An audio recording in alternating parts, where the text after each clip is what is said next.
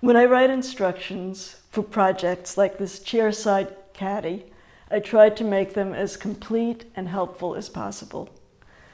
But there are always little hints and tips that I wish I could include, but I can't for reasons of space. When I was working on this project, there were certain procedures I followed and certain equipment that I used that made it easier to get good results. Here are some of them. For starters, there is no such thing as an all-purpose adhesive. Some glues are just better at some jobs than others. For example, when I want to get a quick grab, I'm likely to use one of the new, thicker PVA adhesives. This allows me to position pieces more precisely and often means I don't need to use clamps to get a good bond. I use this type of glue for attaching the drawer front. The quick grab let me check its position and make minor adjustments before the glue set firmly. I needed only downward hand pressure to get a secure bond, which eliminated any chance of slippage due to clamping. The next tip is to plan your clamping and gluing setup in advance. And before you even think about opening up your glue bottle, give it a dry run to make sure that it works the way you think it should. It's hard to position clamps on thin wood. When gluing the end piece to the base, I elevated the base so the clamps could apply pressure exactly where needed. I made clamping pads to prevent damage to the wood. I preset the clamps to length so I wouldn't have to fidget with them at the last minute. And I used a combination square to make sure the clamps were not pushing the end piece out of alignment. Another tip is to change your perspective. Sometimes working upside down is a better way. Instead of gluing the top to the box in its normal position, I placed the pieces upside down on my work table and pressed them into position. Inverting the workpiece made it easier to feel for an even overhang and to clean up squeeze out. After a quick check for squeeze out on the top, I inverted the workpiece again, applied weight to secure the bond, and gave a final check for slippage. Next, expand your sanding options. I bought this Mac Mop over a year ago and never thought of using it because it looked so aggressive when I put it into action.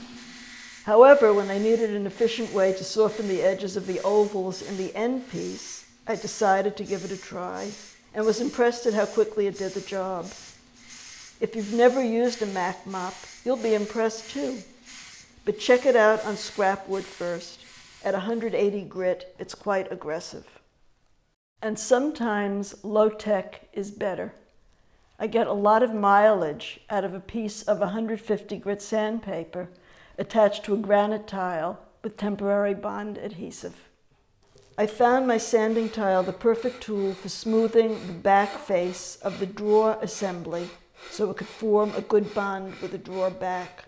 It was much easier to control than a belt sander and much less likely to do damage. Why look for trouble if you don't have to? The last tip is to think metric.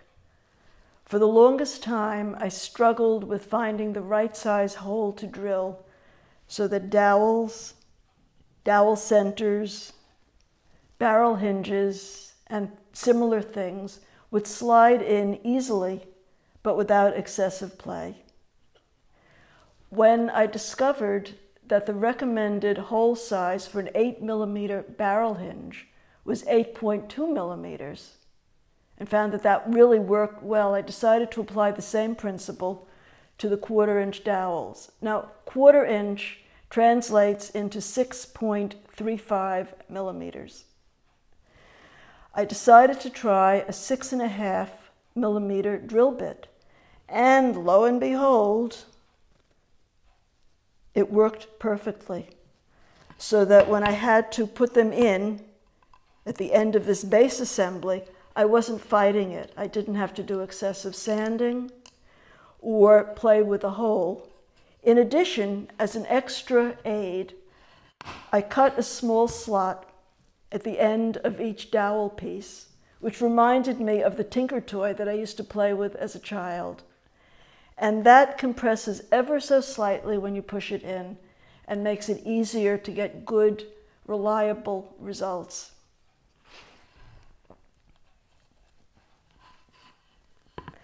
You may be familiar with some, maybe even all of these tips, but if I've hit on some that you haven't yet tried, give it a go. I don't think you'll be sorry that you did.